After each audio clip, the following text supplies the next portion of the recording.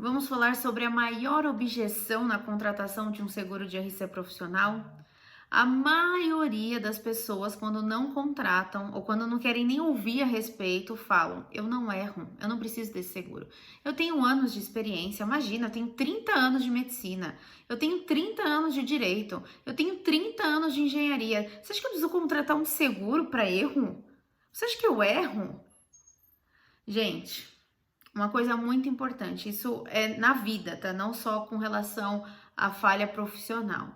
Para você ser demandado, para você ser processado, você não precisa necessariamente ter errado, você não precisa necessariamente ter causado dano a alguém. Hã? Como assim?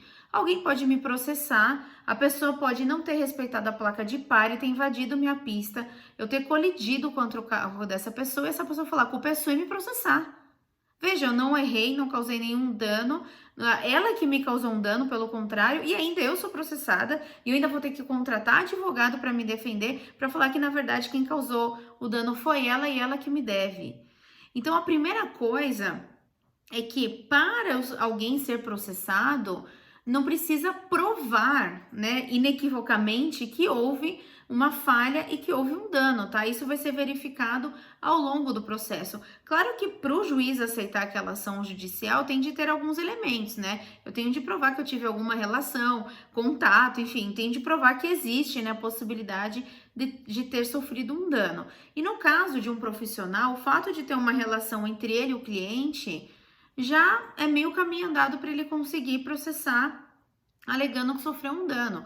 Ou no caso de um engenheiro, o fato de ter desmoronado uma obra, alguém que estava passando na rua, já é motivo para ele processar, mesmo que não tenha sido culpa daquele engenheiro, que não houve nenhuma falha profissional.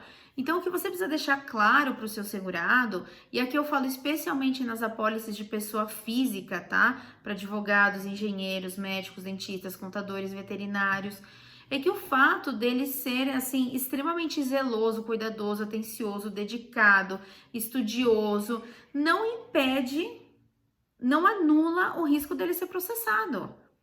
Principalmente nas atividades profissionais, que a obrigação é de meio, que a gente fala, e não de fim. Ou seja, eu não consigo te prometer o resultado, eu não consigo entregar o resultado. Um advogado não consegue falar, não, a gente vai ganhar a causa.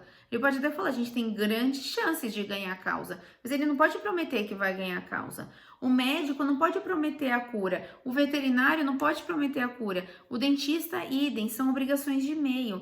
Nesses casos, o simples fato da pessoa não ter alcançado o resultado pelo qual ela procurou aquele profissional, né, já pode caracterizar aí uma frustração que vai motivar uma ação judicial. E como ele não tem franquia, na maioria das seguradoras na pólice de pessoa física, isso já é uma justificativa importantíssima, já é um baita argumento para ele contratar uma pólice de RC profissional, porque ele não vai precisar pagar do bolso os honorários advocatícios, ele não vai tirar dinheiro da carteira, da conta corrente, não vai ter que vender carro para pagar um advogado para se defender de uma ação judicial. Ele tem um seguro para isso.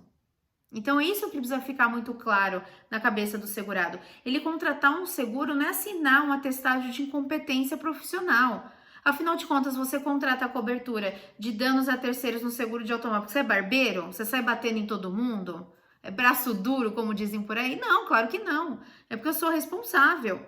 Eu sou responsável no sentido de que caso, né, aconteça alguma coisa, sei lá, no momento de distração, alguém alegue que eu causei um acidente, eu tenho a pólice para isso.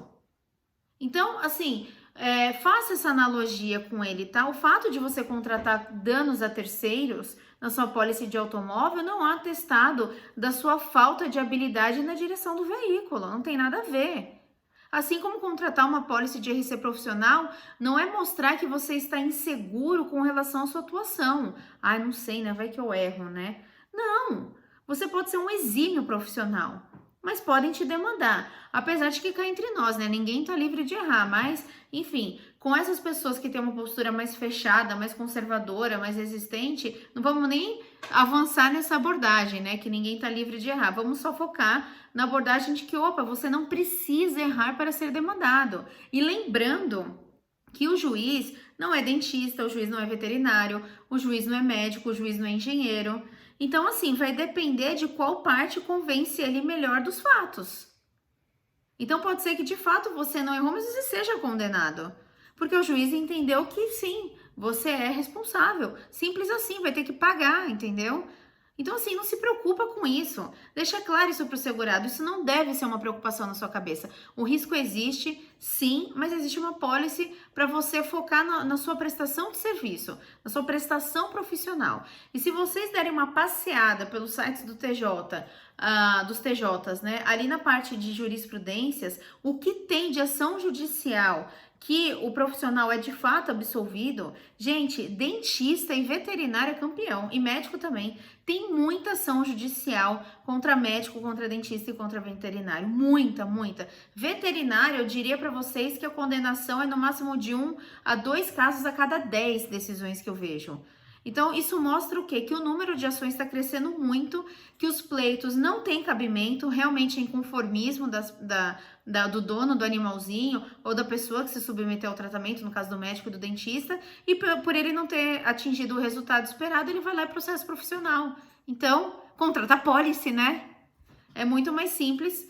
Então, é muito mais simples contratar uma pólice de RC profissional do que ficar quebrando a cabeça de, será que pode acontecer comigo ou não? Enfim, tem as coberturas de despesa de publicidade, tem a cobertura de extensão para PJ, enfim, não tem por que não contratar, né? Para que ficar com esse risco sozinho no colo? Vamos transferir para a seguradora.